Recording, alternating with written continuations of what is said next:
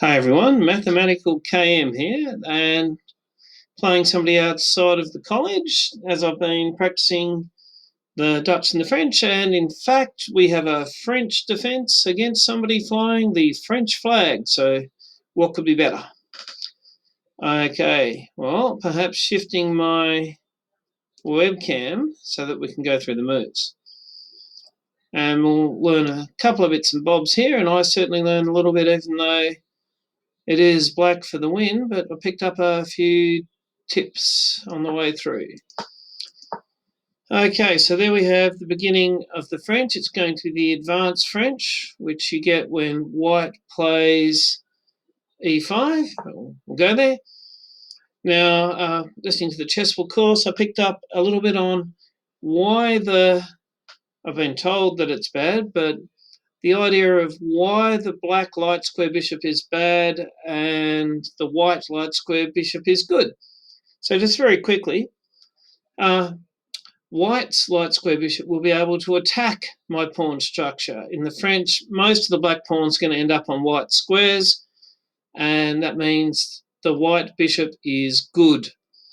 Now, conversely, my light square bishop, the black light square bishop, can only defend. It can't attack the black pawn, so that's why he's bad. So one of the first things that you're going to want to do in the advanced French is get rid of your bad French bishop. Anyway, without too much further ado, let's move along. Still in the book. Notice that the black pawn on c5 is protected by the bishop, and at the right point in time, we'll probably want to break down his wall using that pawn. Now, we start bringing our knight from g8 across, and we're going to want to get him to c6. There we go. Now, in the course that I've been working with, in fact, what we'd want to do here is go b6 and trade off our bad bishop by getting our bad bishop to a6. And when it's on a6, then we should be able to get that trade. But what actually happened? White has brought their bishop in to pin the knight against the king. We can take back with our knight, which is nice. And I think that's what I was thinking at the time.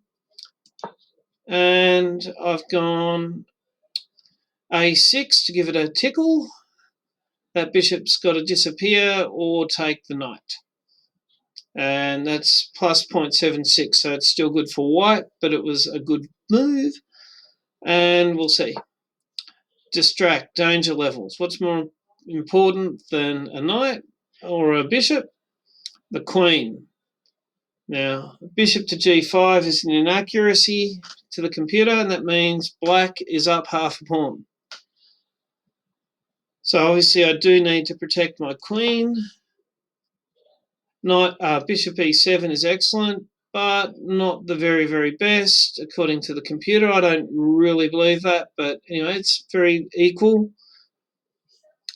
His bishop is protected by the knight, so it's a little bit of a standoff going there.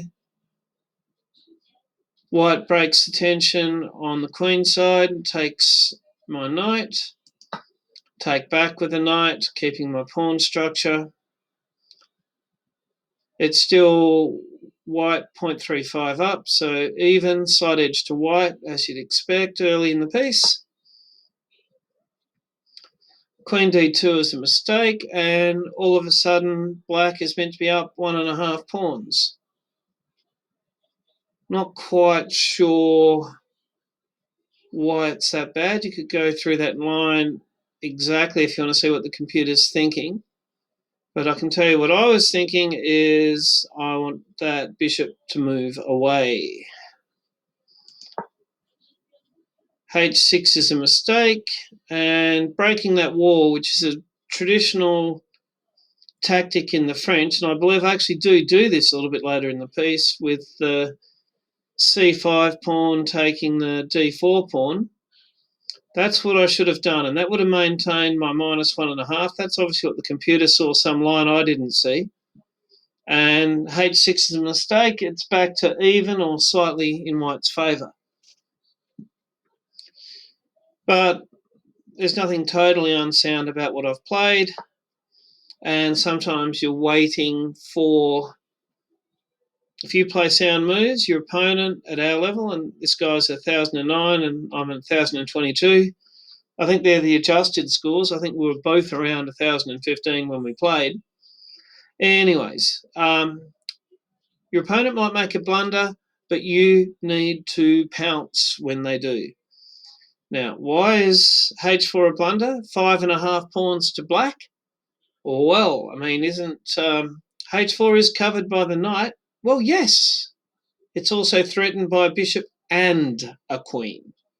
So, seeing that, which happy I did, pounce, pounce, pounce.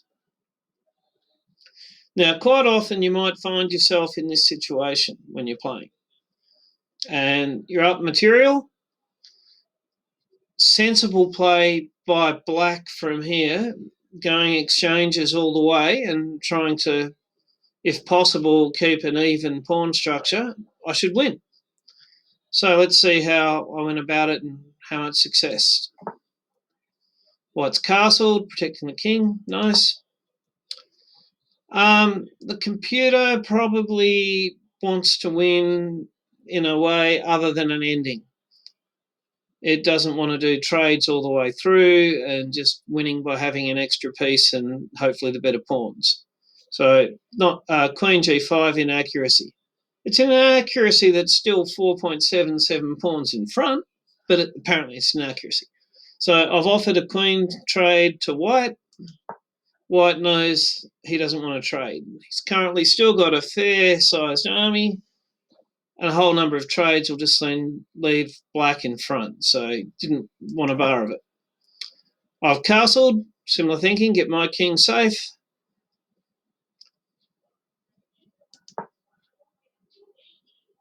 Not sure what white's thinking with that one, other than it's going to allow him to advance a pawn to ask my queen to vacate. I've connected my rooks, which is always a good thing to do. And you can see -5.5, that's still going. I was right. My opponent used his pawns to ask the queen to leave, and he's got a nice big, in fact, that's probably the biggest V of pawns I have seen. Check it out. It's like 7 of the 8 pawns are the mighty flying ducks flying south. Queen comes out, but it's ready to go in, and we talked about how the pawn on c5 was always going to be the big V breaker. g4's an inaccuracy. He's coming with his pawns. I can see what he's thinking. He's going to pawn storm where my king is. So white's sending his pawns towards my king. After all, checkmate ends the game. He doesn't want it to be an ending. He wants a checkmate. Break that V. Again, let's call it an accuracy. They liked f6, which is more sort of defending where my king is, but I want to break his V, break through. I've got the pieces on the queen side ready to come storming through, and I want to start doing trades all over the place. He's taken me back. Bring my queen. The queen's threatening a pawn on b2, but more importantly, it's also threatening the pawn on d4, which will be a check and line up with the white queen. This is my thinking. This is my plan. I know the white pawns are storming towards my king. I was a little nervous at the time, but he's protected the pawn on the b file. Check. Now, he can move his king and lose his queen, make me take his queen, or take my queen. Either way, the queens are leaving. So that's the biggest, nastiest piece from both armies off the board. I want them all off the board, leaving me with one piece. and hopefully a better pawn formation. He's developing a knight, threaten the rook with the bishop, but also, and I was thinking about this, I can see a check with my knight, and it's going to line my knight up on his knight as well, otherwise known as a fork. I don't care that he's going to be able to take my knight and I take back. That's what I want. It's a lot easier if you're just chasing exchanges compared to being the one who doesn't want violence. He's threatening my knight, making me want to move it. Don't really care. In fact, I want to move my knight. Check. He takes, I take, I'm threatening his rook. He threatens my bishop with his rook. I take a free pawn. Again, I'm chasing an ending, and I want to have the better pawn structure at that point in time. But see, I've still got 6 pawns. No, 3, 4, 5, 7 pawns. I've got 7 pawns, he's only got 5.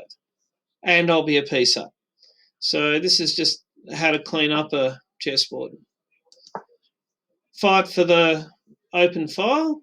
If there's exchanges, all the better. And I'll end up with a bishop, he'll only have pawns, and I'll have more pawns than him. He doesn't like that idea. I can recommend the training in chess.com, Pigs on the 7th rank. I've got one. He's going to try and get some counterplay with his pawns. We'll see how that goes. Doubling up the rooks, I'm going to want to end up with 2 on that 7th rank with any luck. His pawns are still coming. Nice little move there, making use of the bishop, offering an exchange. F1 is a blunder, mate in 8. His best move was minus 8.5 pawns, so it's all a bit bad or worse, you know. Right, okay, I've got mate in 7 with my pigs on the 7th rank. He's now offering an exchange, but I think I'll throw in a check. Check. Check. I was trying to work out how am I going to do this. Get rid of that pawn while I can, and then think about the actual final mate, which by taking the pawn, I allowed white to check me. I've got a nice little hidey hole.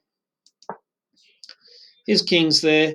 How am I going to get a rook to the far rank on the left-hand side of that king without him taking it? There you go. Thank you, Mr. Bishop. We didn't even end up exchanging all the rooks. We managed the checkmate with 2 rooks and a bishop versus a king and a better formation of pawns. So that's one of my first forays into the advanced French, and thank you, Chessable, for the course. It's been a lot of fun, and I'll put this in the classroom for the Gungahlin Gambiteers to take a look and see if they can learn as I learn. So goodbye from your Mathematical KM. Remember, KM's not a title, it's initials.